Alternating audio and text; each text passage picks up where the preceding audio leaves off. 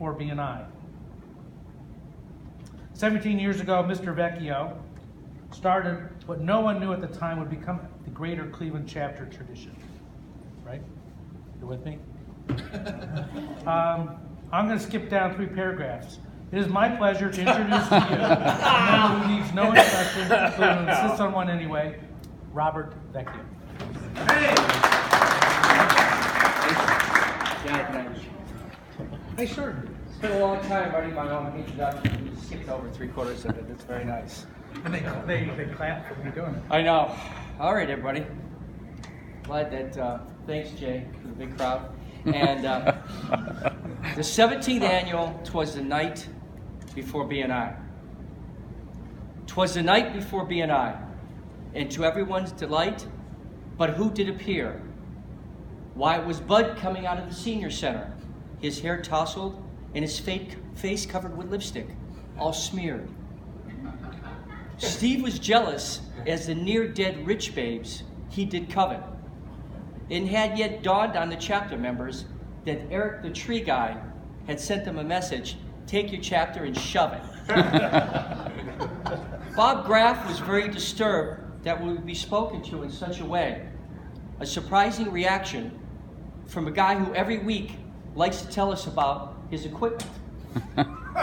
DJ from PK was really offended at the tree guy's lack of commitment.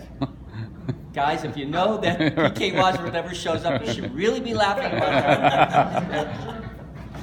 Matt Baldessari, all these people are not here today. Matt Baldessari's latest deal was a 2015 Chevy with only 10,000 miles for just $3. Baby Angelo was considering going back to his old chapter. He was overheard saying, these people around here really suck. Kim was hoping Christmas would bring her a huge house sale. Tabali was off at his office slaving away for gambling money. This time at craps he would not fail. Steve was outside of Sherwin-Williams with a bell and a red metal pail. Turns out that Cave had in fact completed the transition to a 65-year-old female. Wes, ever the Rainbow Warrior, was busy flying his drone. Debbie, who quit the chapter but keeps coming back, just won't leave Bobby V alone. All these years, Deb, 18 years. The chapter leaders decided that a party was the best remedy for the morale of a chapter in need. Dr. Granoff used some mind control tactics, and voila, the party was scheduled at Bobby V's. Clark arrived at the party with the sleeping bag. He was threatening to spend the night. Robbie came late without his purple pants. That just ain't right. Angelo didn't show as he was busy moving a divorcing couple, egging them on to get into a fight. Vecchio was frantically reading his homeowner's insurance just in case Ollie the dog decided to bite. If you guys were there, you know there was. Dennis was certain that there would be some sexual harassment at the party that night. The boys took one look at Daryl's girlfriend. It turns out that the dude was probably right. Jay was cruising the neighborhood for wealthy people. One rusty needle puncture and you'll feel all right. Sasquatch had a sport coat on. Now that was quite a sight. Denise would not get off her husband's lap. Mrs. V was suggested that we rent them a room for the night. Hans made some spectacular ham and cheese sandwiches, a real culinary delight. Little Timmy had chained himself to the bar. Apparently, the bourbon was just right. Mark had chained himself to little Timmy and was heard saying, the cinnamon top leather shoe bourbon was the best bourbon of the night. Had to be there. Eric felt compelled to tell us that although the appetizers were okay, that cereal was still his favorite meal. Over in the kitchen, you could hear Hans plunge a knife into his chest, letting out a blood-curdling squeal.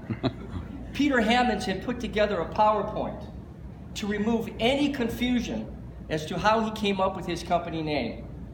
Sherry only had time for one Stoli vodka on the rocks. What a shame. Rhonda looked like no other contractor that I had ever seen. Jim Neighbors look-alike David Russ saw her and exclaimed, well, golly. Sorry, Allison was a no-show, just like today. Thanks, Jay Plotkin. Allison was a no-show. Someone says she blew us off for a card game at the Jack. That was probably for the best, because if the guy's wife saw how they looked at her, no doubt that some people would have gotten smacked. Denise Smith was wishing that she had gone on a cruise to the Bahamas instead of attending the Saturday night chapter event. Tibaldi, on the other hand, had nowhere else to go. The casino had possession of his last 10 cents. Hutter showed up late because he was watching for the 5th time the solemn World War II Navajo soldier ceremony presided over by none other than Donald Trump. If we didn't know Matt that well, some of us might think him a chump. By the way, we heard that Pocahontas did not attend that Navajo ceremony because the White House was such a dump. Ann Joy was disappointed that she did not attend the party after she heard that the Vecchio's menorah was really first class. Dr. J kept staring at Daryl's girlfriend. Geez, you think our chapter president would have a little more class than that? Actually, it was me staring, not Dr. J. Speaking of Dr. J, he turned 50 and had a vasectomy, all in the last 3 weeks. It appears that El Presidente is finally past his peak. Frankie was flying solo. I guess electricians are just not that hot. It was said that Jules couldn't stay longer. Too bad, because we love her voice a lot. Before Jules left, Frank was begging her to play his favorite song, You Light Up My Life. Jules said, that's really lame. Perhaps you'd be better off at home with your wife. Will was bragging that in the Air Force, there was nothing he could not fix. Alexei had placed a hidden camera at the party looking for dirt, just in case one of us decided to go into politics. I know, crazy idea. There's no way a Russian would ever fear with an election in the United States. There's no way it would ever happen. It's not real. It's fantasy stuff. David Rosenblatt was expected, but alas, did not go to the party for some unknown reason. That was too bad, as some of us were looking forward to him explaining to Hutter, Wes, and little Timmy why Trump had committed treason. David Russ was lecturing Mike about the dangers of drinking too many ultralights. Mike said, that's the least of my problems. I just drove on Bobby V's lawn. I hate to see what it's going to look like come daylight. And he did. Jerry had 86 to the party. We heard he was somewhere else, blowing off some steam. Rumor was he was with David Cross.